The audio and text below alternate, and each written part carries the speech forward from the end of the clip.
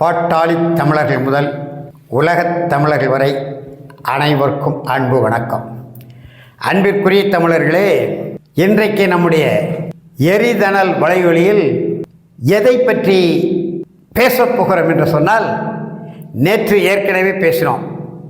திராவிட முன்னேற்றக் கழக கூட்டணியிலே நம்முடைய அன்பு தம்பி தொல் திருமாவளவன் அவர்கள் 8 தொகுதிகளை, 6 தனித்தொகுதிகள், 2 பொது தொகுதிகள் என 8 தொகுதிகளை பெற்றுக்கொண்டு முதலமைச்சர் பதவியை விட்டு கொடுத்தார் என்று பேசினோம்.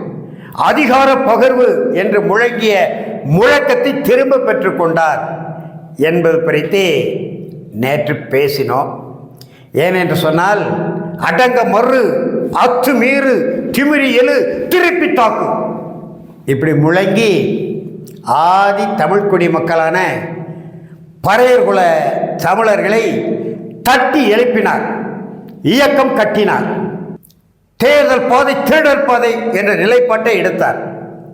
பிறகு என்னவோ தெரியவில்லை, கருப்பையா மூப்பனார் அவர்கள் எங்களுக்கு அரசியல் வழிகாட்டி விட்டார். எந்த கருப்பையா மூப்பனார்?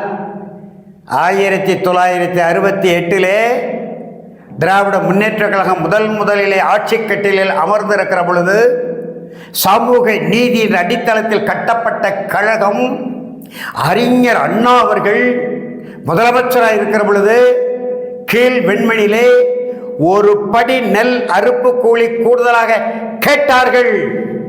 வேளாண்மை தொழிலாளர்கள் என்று சொல்லி அப்படி கூலி உயர்வு, ஒரு படி நெல்லை கூலி உயர்வு கேட்ட அந்த வேளாண்குடி தொழிலாளர்களான மண்ணின் மைந்தர்களை, பூர்வகுடி தமிழர்களை, வேளாண்குடி மக்களை ஒரு குடிசையில் போட்டு கொளுத்திய கோபால் நாயுடுவை நெல் உற்பத்தியாளர் சங்கம் என்ற பெயரிலே நெற்களஞ்சிய மாவட்டம் முழுவதும் அந்த நிலச்சுவந்தார்களிடம் நிதியை திரட்டி வழக்கு நடத்தி கோபால் நாயுடு குற்றமற்ற நிரபராதி என்று விடுதலை செய்வதற்கு அனைத்து வேலைகளையும் செய்த கபிஸ்தலம் மூப்பனார் அவர்கள் வழிகாட்டுகிறார். யாருக்கு?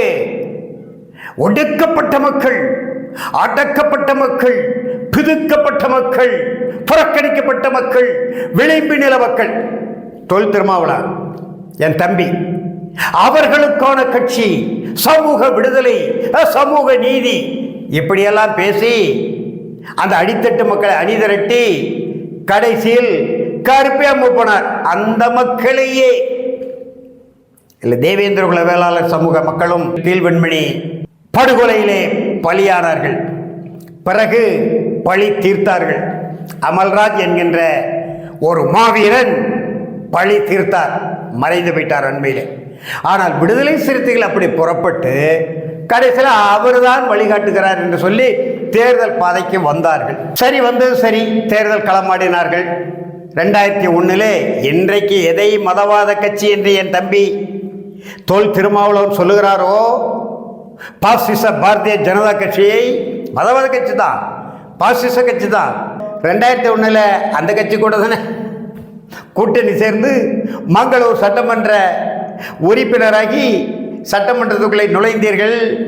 பிறகு 2004 நாடாளுமன்ற தேர்தலின் போது எனக்கும் ஒரு இடம் கொடுங்கள் என்று ஐயா கலைஞர் அவர்களிடத்தில் கேட்டபோது, உங்களுக்கு இடம் இல்லை, உங்களுக்கு வேண்டுமானால் பாட்டாளி மக்கள் கட்சிக்கு தமிழின போராளி மருத்துவர் ஐயா அவர்களுக்கு கொடுக்கிற இடத்திலே அவரிடம் கேட்டு வாங்கிக் கொள்ளுங்கள், நீங்கள் இருவரும் இப்பொழுது கைகோர்த்து நிற்கிறீர்கள், அண்ணன் தம்பியா நிற்கிறீர்கள், உங்களுக்குள் பங்கிட்டுக் கொள்ளுங்கள், நான் கொடுக்கிறதே என்று சொன்னார். தொல் திருமாவளவன் உடனடியாக என்னுடைய நிகழ்ச்சியில் தான் 1 மாதம் அமைதியாக இருந்து மங்களூர் சட்டமன்ற உறுப்பினர் பொறுப்பு விலகி அமைதியாக இருந்து எங்கே சொல்றதுன்னு தெரியாமல் இருந்தார். அப்புறம் நான் நடத்தின நல்ல தமிழ் பெயரை பிள்ளைக்கு சுட்டுங்கள் அந்த நிகழ்ச்சியிலே தான் சென்னை அண்ணா சாலை தேவநேய பாவாணர் நூலக கட்டடத்திலே சொன்னார், எனக்கு இலை போட்டு விருந்து வையுங்கள், உணவு பரிமாறுங்கள், நான் சாப்பிட வேண்டும் என்று சொன்னால் கலைஞர் கருணாநிதி சொல்லுகிறார், இதோ ஒருவர் சாப்பிட்டு விட்டு இலையை வைத்து விட்டு போயிருக்கிறார், மிச்ச மீதி சொச்சங்கள் அதில் இருக்கு, அதை சாப்பிட்டு விட்டு போ என்று சொன்னார் என்று என்னுடைய நிகழ்ச்சியிலே தான் திருமாவளவன் சொன்னார். 2006 அண்ணா திராவிட முன்னேற்ற கழகத்தோடு அவர் கூட்டணி சேர்ந்தார். சட்டப்பேரவை தேர்தலிலே அதற்கு போயஸ் தோட்டத்து வாசலை திறந்து விட்டவர் இந்த வியனரசு என்றால் பல பேர் நம்ப மாட்டீங்க. நான் தான் பேசினேன். திருமாட்ட வேணா போய் கேளுங்க, வன்னியரசிட்ட வேணா போய் கேளுங்க. அதிமுகவை ஆதரித்து அன்றைக்கு ஐயா பல நெடுமாறன் தமிழர் தேசிய இயக்கத்திலிருந்து விலகிய அந்த காலகட்டத்திலே வரலாற்று செய்திகள் இளைய பிள்ளைகள் நீங்கள் தெரிந்து கொள்ள வேண்டும் என்பதற்காக பகிர்கிறோம். ஐயா நெடுமாறன் தலைமையிலான தமிழர் தேசிய இயக்கத்திலிருந்து இன்னைக்கு போடுறீங்கல்ல, ஐயா நெடுமாறன் அதிமுகவை ஆதரித்து விட்டார், வரிசையா போடுறீங்கல்ல. போடுறவங்களாம் யாருன்னா திராவிட முன்னேற்ற கழகம் வெற்றி பெறுவதற்கு காங்கிரஸ் எதிர்ப்பு வாக்குகளை, பாரதிய ஜனதா கட்சி எதிர்ப்பு வாக்குகளை, அகில இந்திய கட்சிகளின் எதிர்ப்பு வாக்குகளை அப்படியே ஓரங்கட்டி விட்டு மு.க. ஸ்டாலின் அவர்கள் மீண்டும் அல்லது அவருடைய மகன் உதயநிதி ஸ்டாலின் அவர்கள் மீண்டும் ஆளுமைக்கு வருவதற்கான வேலைகளை செய்து கொண்டிருக்கிறீங்க. ஐயா நெடுமாறன இன்றைக்கு திராவிட முன்னேற்ற கழகத்திற்கு ஆதரவு தமிழர் தேசிய முன்னணி என்று ஒரு அறிவிப்பை கொடுத்து விட்டார் என்று பதிவுகளை போட்டுக்கொண்டே இருக்கிறீங்க.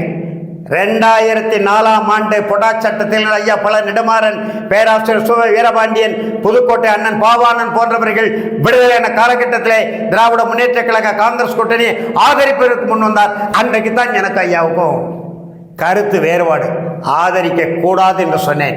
அது ஆதரித்தவருடைய விளைவு என்னங்கிறத இன்னொரு நாள் வைத்துக் கொள்வோம்.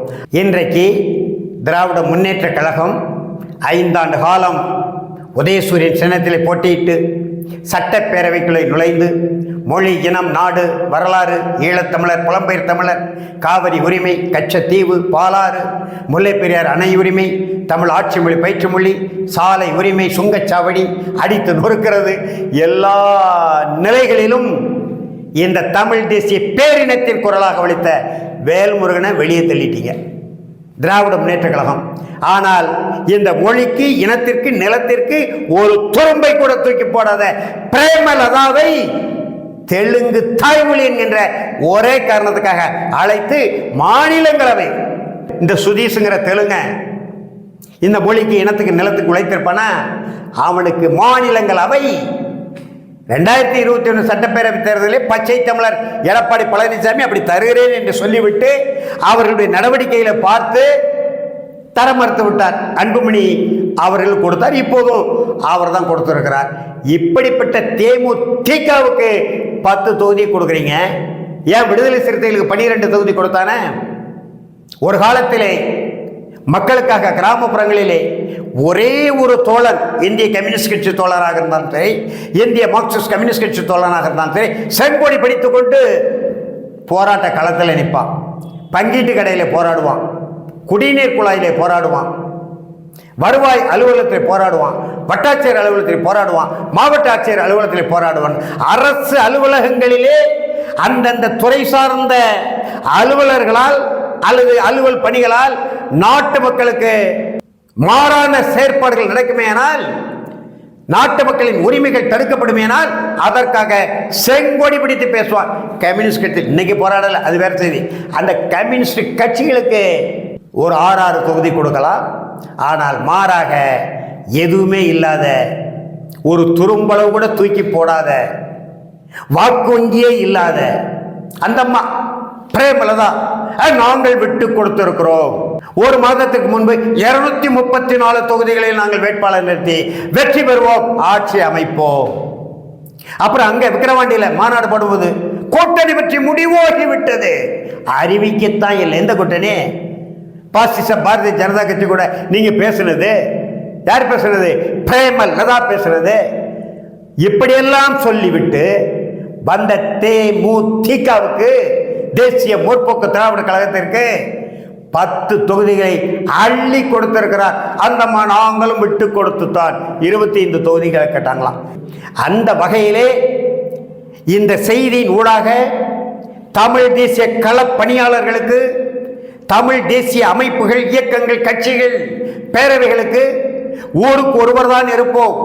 ஆனாலும் அனைவரும் ஒன்று திரண்டு தமிழ் தேசியத்திற்கு எதிரான தேசிய முற்போக்கு திராவிடர் கழகம் என்கின்ற ஒரு பொய்யான தெலுங்கர் அமைப்பு, அந்த அமைப்புக்கு கொடுக்கப்பட்டுள்ள 10 தொகுதிகளிலும் தமிழ் உணர்வாளர்கள் ஒன்று நின்று அந்த தொகுதிகளில் தேமுதிக வேட்பாளர்கள் 10 வேட்பாளர்கள் தோற்கடிக்க வேண்டிய கடமை ஒவ்வொரு தமிழருக்கும் உண்டு. நானும் அந்த கடமை செய்வேன். வாருங்கள் தமிழர்களே, முதலில் தமிழ் பகையை வேறெடுப்போம். தேமுதிக என்கின்ற பிரேமலதா என்கின்ற தெலுங்குச்சி தலைமையிலான கட்சியின் வேட்பாளர்கள் 10 தொகுதியிலும் முறியடித்தே ஆக வேண்டும். வாருங்கள் தமிழர்களே, வாருங்கள் தமிழர்கள் என்று கூறி விடைபெறுகிறேன். நன்றி, வணக்கம்.